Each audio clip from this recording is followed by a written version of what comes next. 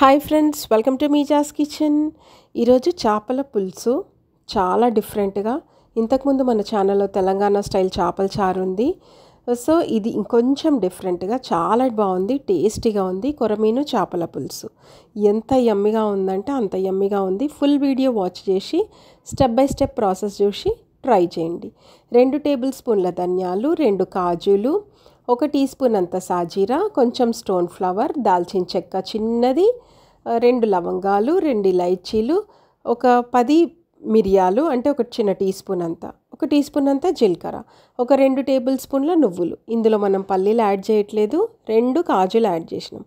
ఇవి ఒక 1 KG fish. 1 కేజీకి ఈ మసాలా సరిపోతుంది. డ్రై రోస్ట్ చేసుకోవాలి. లో టు మీడియం ఫ్లేమ్ మీద డ్రై రోస్ట్ చేసుకోవాలి. మాడనివ్వద్దు. జస్ట్ మంచిగా వేడయ్యి నువ్వులు చిటపట అనే వరకు ఫ్రై చేసుకోవాలి. అవి ఫ్రై అయిన తర్వాత పక్కన పెట్టేసుకొని అదే ప్యాన్లో 1 టేబుల్ స్పూన్ ఆయిల్ వేసుకొని ఆనియన్స్, ఇవి ఒక 2 ఆనియన్స్ మంచిగా ఫ్రై చేసుకోవాలి.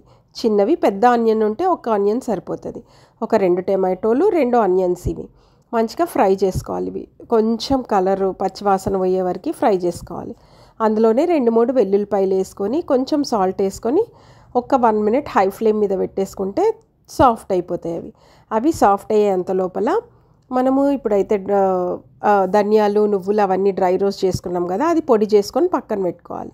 ఇప్పుడు ఇవి కొంచెం సాఫ్ట్ అయిన తర్వాత దాంట్లోనే 1 టీ స్పూన్ పసుపు, 2 టేబుల్ స్పూన్ల కారం వేసి అది కూడా మంచిగా మిక్స్ చేసుకోవాలి. 1 టేబుల్ స్పూన్ అల్లం వెల్లిపాయ పేస్ట్ వేసుకొని అది కూడా మంచిగా కలిపేసుకోవాలి. ఇదంతా మంచిగా మిక్స్ అయిపోవాలి. మీడియం టు లో ఫ్లేమ్ మీద ఒక 1 మినిట్ ఫ్రై చేసుకోండి. అది ఫ్రై అయ్యేంత లోపల మనం ఇక్కడ పౌడర్ చేసుకున్నాం కదా, ధనియాలు, నువ్వులు అదన్నీ రోస్ట్ చేసి పెట్టుకున్నది, ఆ పౌడర్ మెత్తగా పౌడర్ చేసుకోవాలి.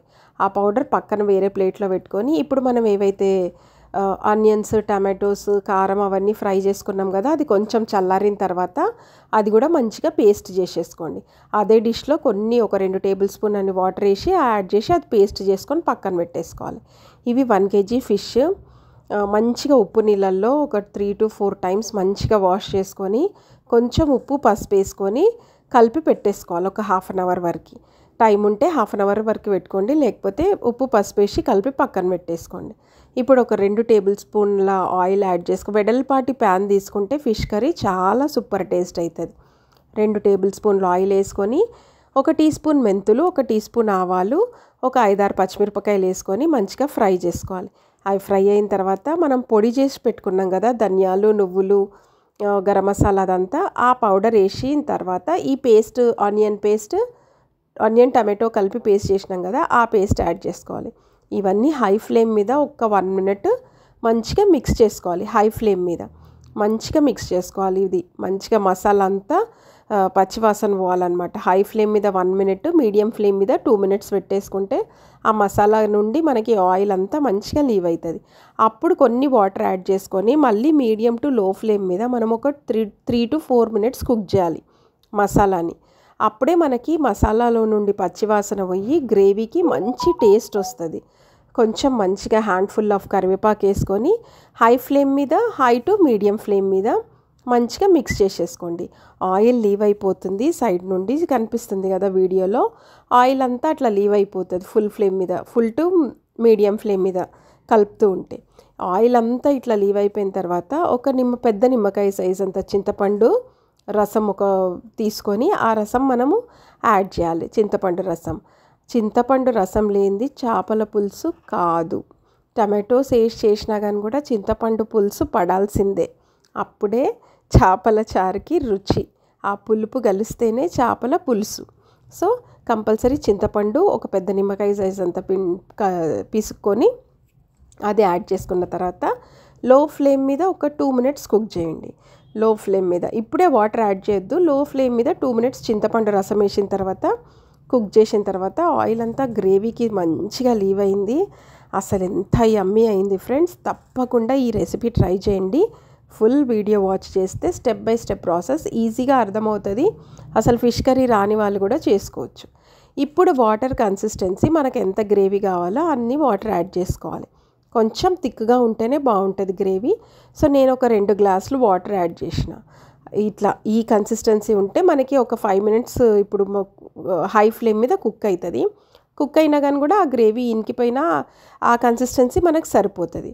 ఒక్క 5 మినిట్స్ హై ఫ్లేమ్ మీద ఇట్లా కుక్ చేసేసుకోండి. ఆ మసిలిన తర్వాత ఈ ఫిష్ పీసెస్ యాడ్ చేసి ఒక 3 to 4 మినిట్స్ కుక్ చేసుకుంటే యమ్మీ యమ్మీ చేపల చారు రెడీ. ఇది కొరమీను చేప కాబట్టి ఎక్కువ జలుగురు ఉంటుంది, ఇట్లా జిగురు జిగురు ఉంటుంది ఫిష్, కానీ టేస్ట్ మాత్రం చాలా బాగుంటుంది. తప్పకుండా ట్రై చేయండి ఫ్రెండ్స్. చాలా యమ్మీగా అయింది.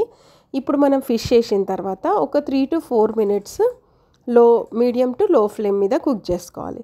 ఫైనల్గా కొత్తిమీరతో గార్నిష్ చేసుకొని వేడి అన్నంతో, రొట్టెతో, జొన్న రొట్టెతో, దేంతో అయినా సర్వ్ చేసుకుంటే ఈ కర్రీ చాలా బాగుంటుంది. కానీ ఈ కర్రీ స్పెషాలిటీ ఏంటంటే ఏ చేపల కూర అయినా కానీ అది చేపల కూర చేసిన వెంటనే తిన్నదానికంటే అది ఒక 3-4 అవర్స్ డిష్లోనే అట్లానే ఉంటే దాని టేస్ట్ ఇంకా పెరుగుతుంది అనమాట. అంటే మార్నింగ్ కుక్ చేసుకుంటే ఈవినింగ్ కుక్ చేసుకుంటే మార్నింగ్ అట్లా తింటే ఆ కర్రీకి సూపర్ టేస్ట్ ఉంటుంది. సో ఫ్రెండ్స్, మీకు కనుక ఈ వీడియో నచ్చితే లైక్ చేయండి, షేర్ చేయండి, సబ్స్క్రైబ్ చేయండి. Thank you for watching.